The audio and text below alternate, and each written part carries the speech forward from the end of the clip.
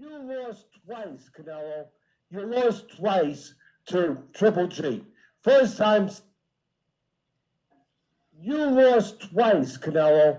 You lost twice to Triple G. First time, second time to, I don't care what you say. And then you probably lost to Lara. And you got dominated by Mayweather and Bivol.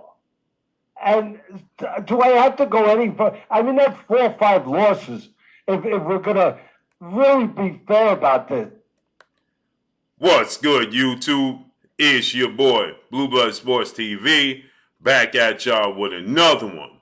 So, as you just heard, the voice of well-renowned Hall of Fame, iconic trainer, and colorful boxing analyst and pundit, Teddy Atlas. Teddy Atlas absolutely goes in on 4-division world champion, Mexican superstar boxer, who is the undisputed super middleweight world champion and widely considered and acknowledged and recognized as the face of the sport of boxing, if not the face, definitely one of the faces of the sport of boxing.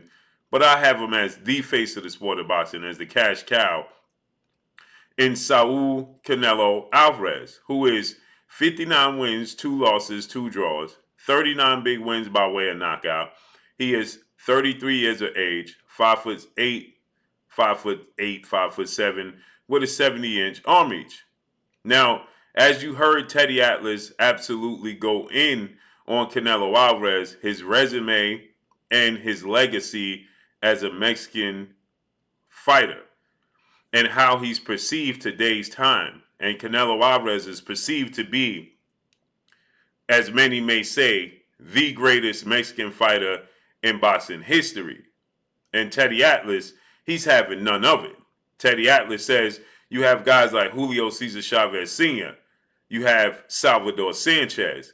He says in recent modern time, you have guys like Hall of Fame iconic superstar Mexican boxer Juan Manuel Marquez, Marco Antonio Barrera, Eric Morales, and that's just to name a few.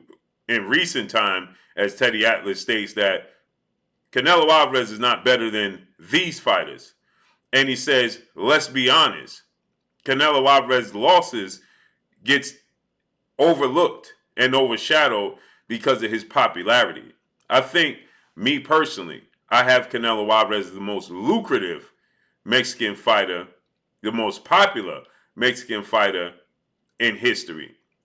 Now, I have Canelo Alvarez top 10 pound for pound best fighters today. And Teddy Atlas goes in on his record and his resume and how a lot of people act like he didn't even have losses in his career. That was never the case with Julio Cesar Chavez Sr., where I thought he arguably lost to the late, great, legendary, iconic Hall of Fame superstar boxer, Olympic gold medalist, Sweet Pea Pernell Whitaker. But I think that Pernell Whitaker was robbed in that fight. And then, you have Marquez, you have great fighters of yesteryear, but none as popular and as lucrative as Canelo Alvarez. Okay, I personally think that Salvador Sanchez is the greatest Mexican fighter ever, but nonetheless, these guys have losses in their careers. Marquez lost to Floyd Mayweather. Morales lost to Barrera. Barrera lost to Morales. These guys have losses, but there wasn't a ton of excuses made for these fighters in their losses. When it comes to Canelo Alvarez, there's a ton of rhymes and reason as to why Canelo Alvarez lost, opposed to just saying, well, Canelo Alvarez lost. Nonetheless, he has arguable wins in his career. I stated this in the past. I said that Canelo Alvarez, has not separated himself in the biggest fights of his career. In the biggest fights of Canelo Alvarez's career, when he fought the best fighters of his career, he did not separate himself in those fights. He has some questionable wins. But the 3 biggest fights of his career was Gennady Golovkin, Floyd Mayweather, and Dimitri Bivol. And he arguably lost all of those fights. He definitely lost every round to Floyd Mayweather. And the built-in excuse was that he was too green. He was too young. He was 23. Now, you got to factor in, yes, he was, but he had over 40 plus fights. He had 5 title defenses, and he had a unification bout against arguably top 3 best fighters in his division in Austin Trout. The best 3 fighters in his division at that time was Canelo Alvarez himself, Austin Trout, and Erislandy Lara. He beat Austin Trout in a unification bout before he fought Floyd Mayweather. So he had 5 title defenses, 40 fights, and a unification bout on a mega stage against the second or third best fighter in his own division. Okay, so let's put that into different terms. Imagine you remove the age and you say, well, Errol Spence had 5 title defenses. He had a unification bout against Sean Porter, but then when he loses to Terrence Crawford, he wasn't ready. He was too green. It doesn't make sense. Okay? So he lost to Floyd Mayweather because of talent gap. Then he arguably lost against the third best guy or the second best guy in his division in Erislandy Lara. After he lost to Floyd Mayweather 2 fights later, he fought after Floyd Mayweather. He fought Angulo. He knocked out Angulo. And then he fought Lara, who was calling and pushing for the fight. Lara showed up to the press conference after he knocked out Angulo, called him out, and Canelo said, y'all want to see me fight this guy? And Lara, and Erislandy Lara, y'all want to see me fight this guy? And the crowd and the fans said, yeah, he fought Lara, and he arguably lost that fight. But he got the decision. And I wasn't mad at the decision because in the second half of the fight, Lara just utilized unnecessary movement because he thought he had it in the bag, somewhat similar to when Oscar De La Hoya fought against Trinidad. And Oscar De La Hoya lost to Trinidad because in the second half of the fight, although he put on a boxing clinic in the first half, like Lara did, in the second half, he utilized too much movement, thought he had it in the bag, and well, guess what happened? He came up drastically short, right? So with that said, I think that was the same situation in case with Erislandy Lara. But again, he arguably lost that fight. And then he was pushed into a fight with Gennady Triple G Golovkin. The first fight ended in a draw. Many people thought he lost the first fight. The second fight saw Canelo Alvarez be the victor. Many people thought Triple G won the second fight.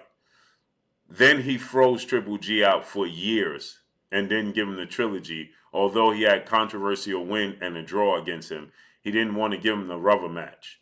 And he didn't give him the rubber match until many years later, okay, when Triple G was simply a shell of himself, and he dominated Triple G in a trilogy fight, which was last year.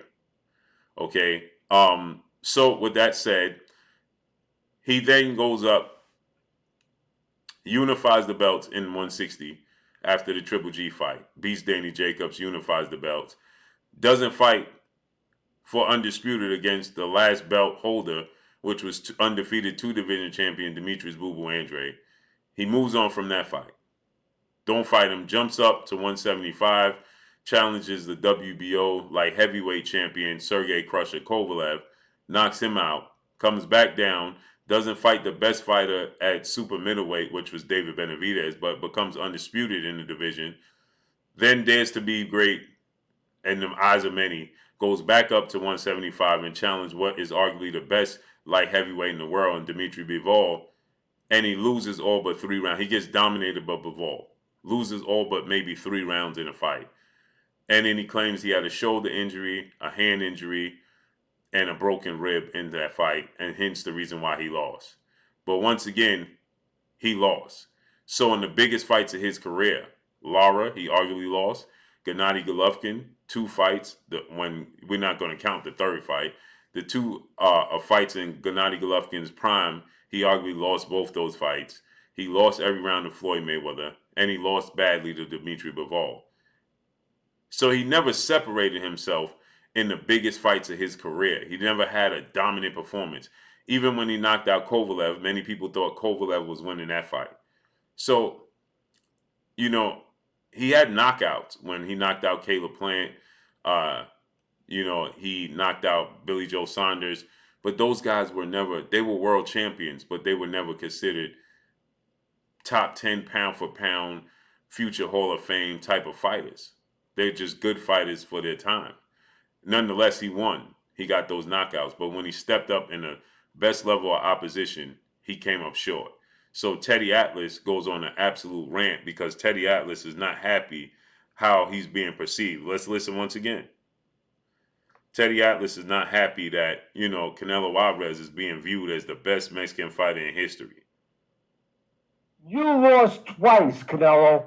And let's keep in mind, Canelo fighting this Saturday, September 30th, Las Vegas, Nevada, T-Mobile Arena against Jermell Charlo, who is three-time junior middleweight world champion and the undisputed junior middleweight world champion, but he's a 154-pounder jumping up to 168. And Jermell Charlo's 35 wins, 1 loss, 1 draw, 19 wins by way of knockout, 33 years of age, 5'11.5" with a 73.5-inch arm reach. I give Canelo Alvarez tons of credit for taking this fight. Although Jermell Charlo moving up 2 weight classes, he has a very big frame. I don't even know how he's fighting at 154 to begin with. And he's undisputed, and I have him top 5 pound for pound best fighters in the world. So I'm giving Canelo Alvarez credit.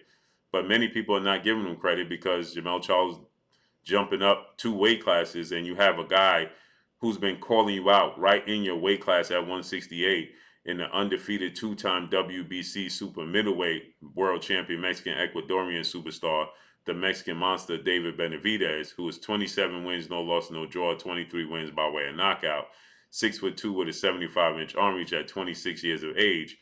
And he was arguably considered the best super middleweight in the world before Canelo Alvarez even fought in this division.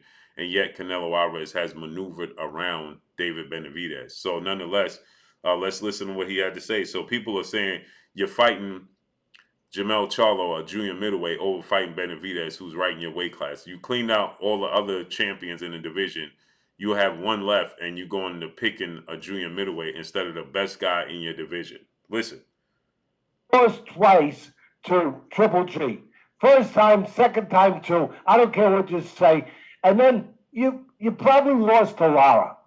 And you got dominated by Mayweather and Pitbull. And do I have to go any further? I mean, that's 4 or 5 losses if we're going to really be fair about this. So there you have it. But let's see how Saturday plays out and what happens moving forward for Canelo Alvarez in his career. I personally have Salvador Sanchez as the greatest Mexican fighter in boxing history. And I think Canelo Alvarez is the greatest, most lucrative, most popular, most accomplished fighter in Mexican boxing history. So let's see how the rest of his career still unfolds. There's a lot to be desired. He's only 33 years of age. He's accomplished a lot at 33 years of age. So I don't believe he's the most overrated Mexican fighter in boxing history, but I don't think he's the greatest Mexican fighter in boxing history. I think that's Salvador Sanchez. So let's see how this unfolds and plays out. But that's all I got for y'all. Make sure you hit the like button. Drop a comment in the comment section. Let me know what y'all think. Y'all already know what it is. It's your boy Blue, Blue Blood Sports TV. Hate, like, comment, and subscribe. If you haven't subscribed, hit the subscribe button, hit the like button, hit the bell icon to get all the new notifications. Follow me on Instagram at Blue Blood Sports TV, all one word. So all I got for y'all. I'm gone. Peace.